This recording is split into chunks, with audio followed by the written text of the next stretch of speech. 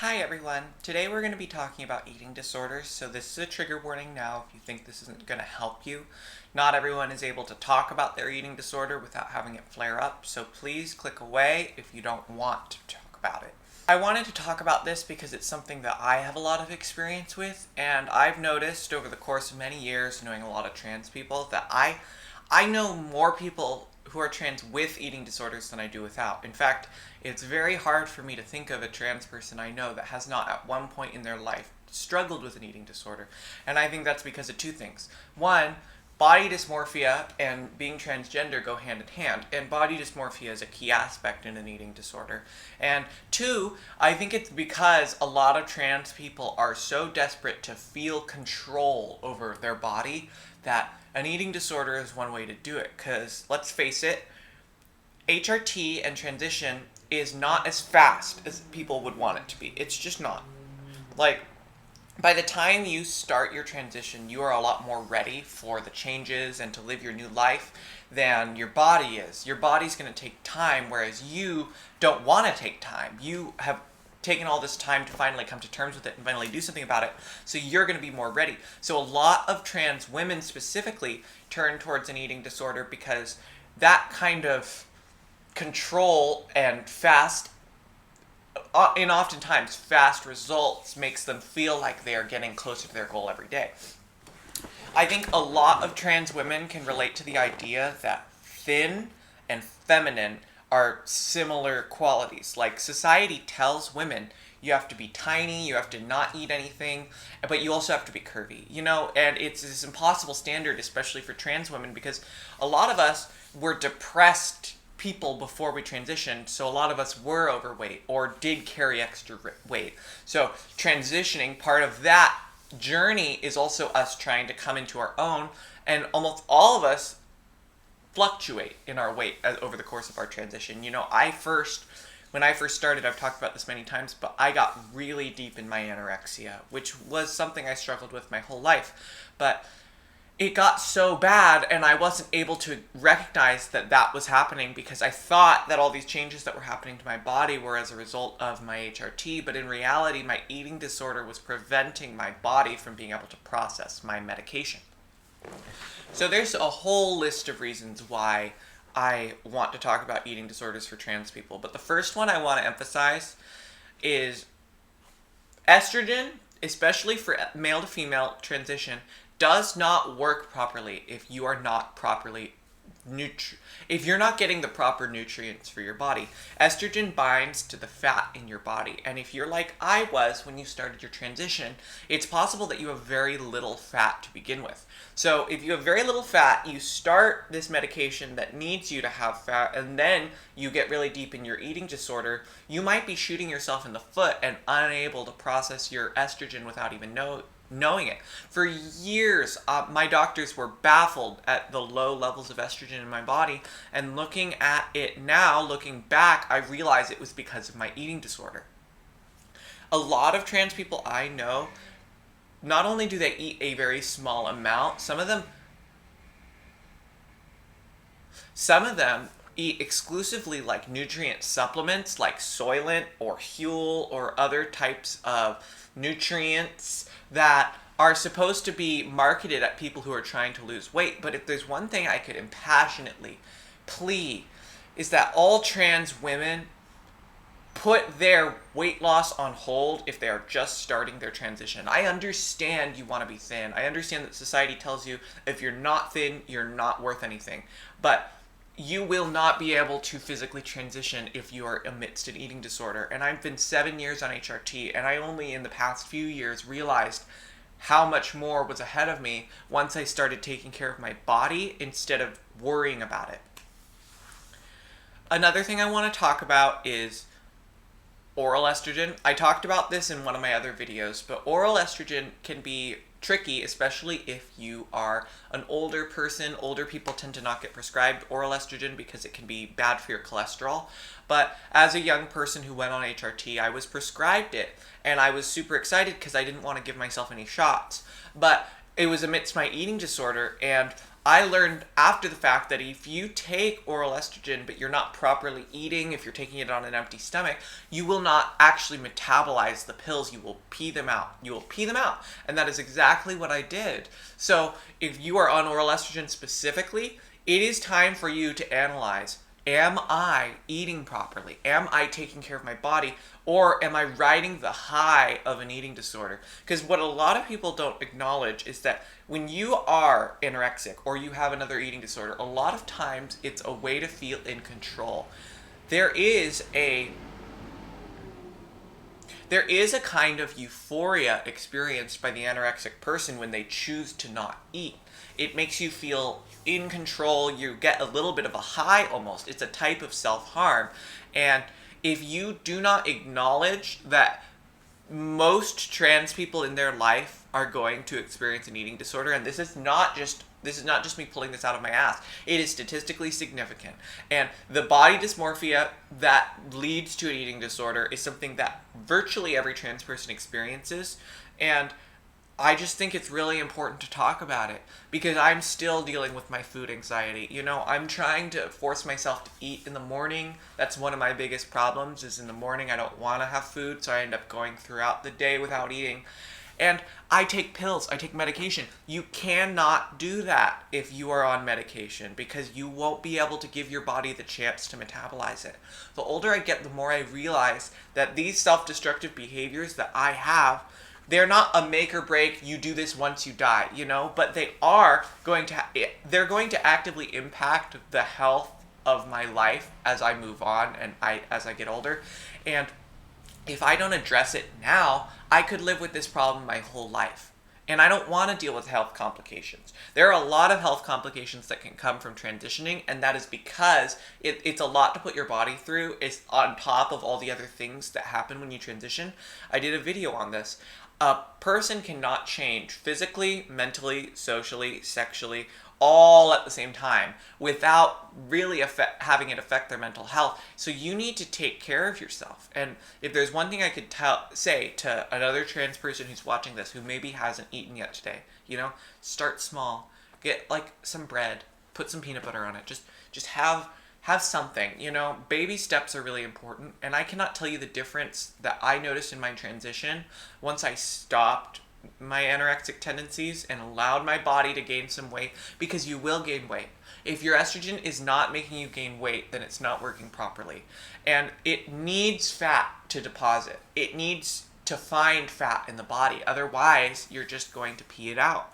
And the results I have, I did not get them in the first 2 years, because in the first 2 years were largely inconsequential. Don't get me wrong, I was on testosterone blockers, I was still experiencing changes that made me really happy, but I don't believe that the estrogen was able to do everything it wanted to do, and that's because of my eating disorder. So please acknowledge how disordered eating can affect your transition, not only physically, but mentally too.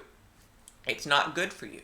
Even if you're riding that high, ooh, I'm in control, and the thinner I got, the more feminine I become. You know, I've always been really tall, and I was always pretty thin, and so I felt I was always going to tower over everyone. I wasn't going to have womanly curves, so the only control I had on how feminine I felt, was makeup, jewelry, my hair, the length of my hair, and how thin I was. I thought the thinner I got, the more feminine I would seem, and it was almost like a drug, you know? It was addictive to feeling.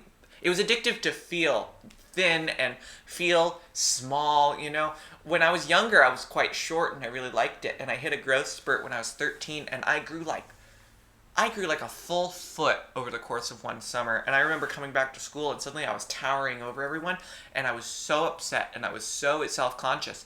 And that was actually when I became a vegetarian. And looking back, I was like, oh, I want to eat healthy. I want to do all this. I want to help animals. I want to help the environment. But in reality, I was using my vegetarianness as an excuse to start my disordered eating. I've always been very picky. And with each restriction I put on my diet, It allowed me to be more picky and eat less. It got so bad that once I eventually started living an authentic gay life, it was right around the time that I was told by a doctor that they thought I might have a sensitivity to gluten and dairy. So I wasn't eating meat, I wasn't eating gluten, and I wasn't eating dairy. So you know what I was eating? Nothing.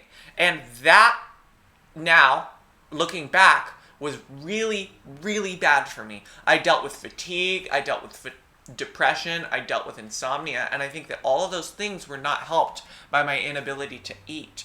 And a person who is undergoing a physical transition, their body needs nutrients to change. It needs nutrients to develop and grow. And since transitioning, I transitioned and I am almost 6 feet tall. And when I first started hormone replacement therapy, I was 108 pounds.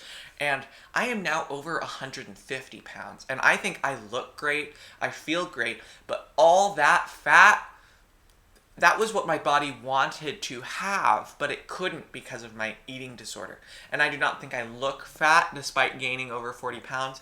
I do not feel fat. In fact, a lot of the fat that I did accumulate went to the areas I love, like here and here and here. And the gender euphoria I feel these days is unrivaled. I never was able to feel that gender euphoria before. And that's not just because of my eating disorder, but the eating disorder wasn't helping. And just because I was really skinny did not mean I felt like a woman either. I did kind of feel like a skeletal alien. You know, they say that when you're visibly queer, people treat you not like a man, not like a woman. They kind of treat you like a third gender thing. I felt like a thing. I felt like an it. I felt like an alien creature. And I think I used my eating disorder as an excuse to continue in those feelings. So if there's one thing I could say, it's that you are a product of your environment. As a trans person, you've probably always been treated like an other, like an outsider, like an it by some people. And you have to understand, no matter how smart you are, in tune you are with your feelings, you're going to internalize that somehow. I always thought, well, I'm too smart to care what people think. I don't care about the haters. I'm doing me. I love me. But I didn't realize that years of that did eventually internalize in my mental state, you know? I talked about this in another video, but there was a point when I felt a lot of shame about the life I lived on the internet, and I almost deleted my whole social media, my YouTube channel, everything. And looking back, I do not know what there is to be ashamed of. You should not let people tell you how to feel about yourself, but that's what I was doing. I was letting me think, oh, this is cringe, I was cringe. I wanted to hide my male life and my younger life because I thought the only way I would be taken seriously as a trans woman is if I just acted like a cis woman. And that's what a lot of trans women do once they're post-transition, you know? It's hard to be visibly trans. It's hard to be trans. And some people don't want to make that their whole life. So once they can pass, which I can now, for a long time they try to spend their life passing and not being treated as trans anymore, but being treated as cis. And let me tell you, I know what it's like to be treated as cis now, and it is so much easier. But now it's Transgender Awareness Week, and I'm realizing how much representation mattered to me, how much it mattered to me to see a trans person online, see what was possible. I didn't even know what trans was, you know, but I knew I wanted something. I knew I needed something, and if it weren't for the transgender visibility that I was able to have when I was younger, I would not be the happy woman I am today. So I decided to come back to the internet partially because I don't want anybody else to feel the way I did. I don't want anybody else to want to go into hiding because it's easier. It is. But you know, just because it's easy doesn't mean it'll make you happy. Because you're always going to have that internalized transphobia. You're going to be treated as a woman once you pass, but you won't be treated as a woman by everyone. There are some people who, no matter how pretty you look, no matter how well you've worked on your voice or how well you dress, they will be able to tell. And not everyone will. Or there will be kids that go up to you and be like, why do you have a boy's voice? And you just have to realize that that is part of the trans experience. You are never going to be 100% comfortable. You're just not. And I am getting more comfortable every day. But I'm no longer telling myself the lie that it's all going to go away someday. Because if it did go away, then then that would mean that we're not living in a transphobic world, and we are. The only difference is once you become less visibly trans, people start to become less abusive, you know? But as soon as you try to be more visible, more proud, more out, there will be an army of people who are totally healthy and totally not crazed, who spend all their time telling trans women on the internet to kill themselves, which is definitely a normal and well-adjusted thing to do. And you know, you have to accept the truth of that. You know, you have to accept that reality. I'm fine to be part of these people's kink, you know? But it would be nice if they paid me. I don't mean to ramble, but I know one too many trans women who are not only dealing with all of this shit that comes with being trans, but they're also putting their body through a lot of strain because all they're eating every day is like a nutrient supplement milkshake and maybe some like candy. And you know, there was a time in my life where I lived off of potato chips and Starburst, and not very much, but that's not good for you, and I don't want people to think that's normal, because there is the large community online that fosters eating disorders, you know? Like, I've been trying to grow on Tumblr, and I've been trying to follow people and talk to people more, and I realized somehow I found myself in eating disorder Tumblr, which is a whole community of people talking about their eating disorders. Like, I followed someone, immediately they messaged me, do you have an eating disorder? And it's like, okay, that's a lot. Like, I do, in fact. I have anorexia, and I still struggle with that to this day, but that doesn't help, you know? And I get that these people want a community, but some of these eating disorder blogs are just people being like, not eating every day until I feel more like a woman, you know, or stuff like that. And I think it's damaging because there's so little trans representation to begin with on the internet, let alone healthy trans representation, you know? I mean, most people, the only trans person they know is like Caitlyn Jenner. And do I really need to say it, you know? And so when a young trans girl, for instance, goes on the internet and they see the only trans women on there are either like doing pornographic things, which I do not judge at all. Do what you gotta do. But there tends to be a centralization of a certain type of content for trans people on the internet. And a 13-year-old trans girl sees either porn or eating disorder. And it does have an impact. It does. And it has an impact on how you see yourself, because if you've never been represented, if you've never felt represented, then you will latch onto the first piece of media that makes you feel represented. When I was younger, I had never felt represented by anyone on TV until I saw the character of Kurt in Glee. And I saw that and it blew my mind. And looking back, there are so few similarities I have with that character. But it was enough of similarities that I could see myself in him. And that was so profound that it allowed me to start asking myself the important and difficult questions, like, why do you see yourself in him? What do you want to do? Do you want to wear different things? Like, and that representation made such a huge difference. But if Kurt's character had been the exact same as he was, but he had been knee deep in an eating disorder like I was, that might have reinforced my eating disorder at a young age without me being fully aware of it. And it's important to realize that representation matters, trans visibility matters, because a lot of trans women are like me, and once they start to pass, they kind of disappear. And I did that, and I'm not ashamed of it because it's part of the trans experience, but I'm trying to unlearn the tendency to hide myself now that I'm transitioned, you know? I'm unlearning that because I want to make the world safer and better to be trans, and one of the only ways to do that is to be truthful and honest about the good and the bad. There's so much good, I've talked about it on my channel, but I want to talk about the real issues. And one of the biggest, most prevalent issues is anorexia and other eating disorders. And I hope that this video has been able to explain a little more why I feel so strongly about this.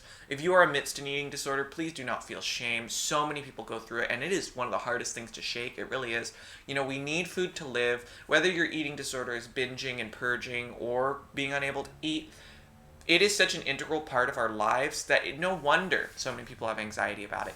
And so much of the food we eat now doesn't make us feel good. Some of us are allergic, you know, and you just try to spend some time being in touch with your body, especially if you're undergoing a transition, because you will not be able to do it if you are not in touch with your body, you know? Ask your body, what does it need? What does it want? Does it need some sun today? Does it need some exercise today? If you stay in touch with your body, you will be happier. Even though I am still learning this to this day, I want to be part of a movement of change, because I would like to see less trans people online brag about their eating disorder. Not that I think anyone should be ashamed of it, but you have to understand that there's no way to make or create something without influencing someone, you know? Like my video on Dave Chappelle and his transphobia. I don't think he's going to go out there and beat up a trans person again, although many of his anecdotes did say that's what he did. But I do think that he's going to influence the people who watch him to feel less ashamed of their own transphobia and be more proud and maybe more ready to commit acts of transphobia. And I think the same is true of just an innocent tweet by a trans woman, like the feminine urge to not eat all day. That is relatable. It is so goddamn relatable. But it is also, in my opinion, damaging, because it spreads and normalizes the idea that this is a normal, healthy thing. And I do not want people to think that anorexia is healthy, because it's not. It will make you feel in control. You might get gender euphoria out of it. You might get like a mental high, but it is not lasting. And I do not want more people to degrade their mental health, because you are going to be rejected socially. You are going to be rejected by someone in your family. And that is so hard already. If you're not eating, if you're not taking care of yourself, it's going to hit you a million times harder. And like I said, I'm going to keep saying it. 80% of trans people contemplate suicide, 40% attempt. Try to break that cycle. Don't underestimate how bad things can get for you just because they're good now, you know? I had about as good of a transition as you can. I'm not going to lie. I am so lucky. And I still hit a rock bottom depression for years. And so if I, a very lucky, privileged person, can have that negative of an impact, I can only imagine what it's like for somebody who's struggling to get by, who's rejected by their family, who gets fired from their job, who socially isolates themselves. And all of these things happen to trans people so often. We need to talk about it.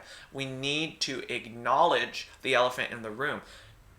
So let's take some time today to try to make it a little safer to be trans. If you're struggling with an eating disorder and you want to post about it, maybe add in, like, hey, trigger warning, eating disorders. Maybe add in, I know this isn't helping me, but this is my experience. You know, I'm not telling you to hide it, because I think more people should talk about their eating disorders. They're so common. They're so unbelievably common. But as long as you're not glorifying it, because there is a difference between saying, guess who didn't eat today, bestie, and I didn't eat today, but I'm trying to be better. And I don't want to make people feel more ashamed of their eating disorder than they are, because I feel a lot of shame. I'm trying to unlearn shame. But I do want people to take it seriously. Don't take it as a joke. So if there's one thing I can leave you with, go out, try to make a difference today. This is Trans Awareness Week. Be aware of not only the trans people, but be aware of the trans experience. And I'm trying to do my part to make the trans experience a little bit better. And I hope that you can too.